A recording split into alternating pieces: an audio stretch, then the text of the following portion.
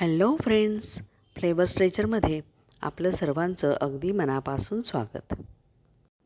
आजच्या भागामध्ये आपण कांद्याच्या पातीला मधोमध जे दांडे येतात, ज्यामध्ये त्याचं बी तयार होत असतं, तर त्या दांड्यांची भाजी कशी करायची ते बघणार आहोत.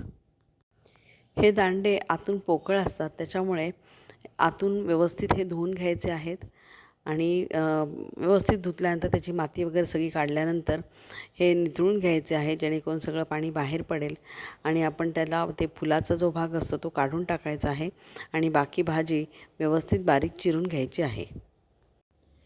2-3 चमचे थोडंसं जास्तीचंच तेल घालायचं आहे आणि त्याच्यामध्ये बारीक चिरलेला लसूण, जिरं, हळद आणि गरम मसाला किंवा तुमची जो मसाला वापरत असाल भाजीमध्ये तो याच्यामध्ये घालायचा आहे. लसूण थोडासा परतून झाल्यानंतर मग जिरं घालायचं आहे आणि त्यानंतर हळद घालायची आहे. व्यवस्थित परतून घ्यायचं आहे. ही भाजी थोडीशी गोडसरच चांगली लागते, त्याच्यामुळे जास्त प्रमाणात तिखट घालायचं नाही आहे. तुमच्या भाजीच्या अंदाजानुसार यामध्ये तिखट घालायचं आहे.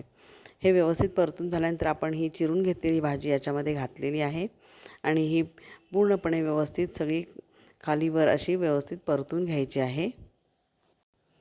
ही भाजी शिजण्यासाठी पाण्याची गरज नसते. भाजीमध्ये असलेल्या अंगच्या पाण्यानेच ही भाजी शिजते.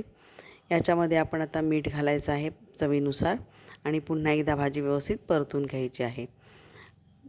रंग बदललेला दिसतो भाजीचा आणि त्याच्यावरून कळतं की आपली ही भाजी आता शिजलेली आहे आणि आता ही भाजी तुम्ही चपाती किंवा भाकरीसोबत खाऊ शकता.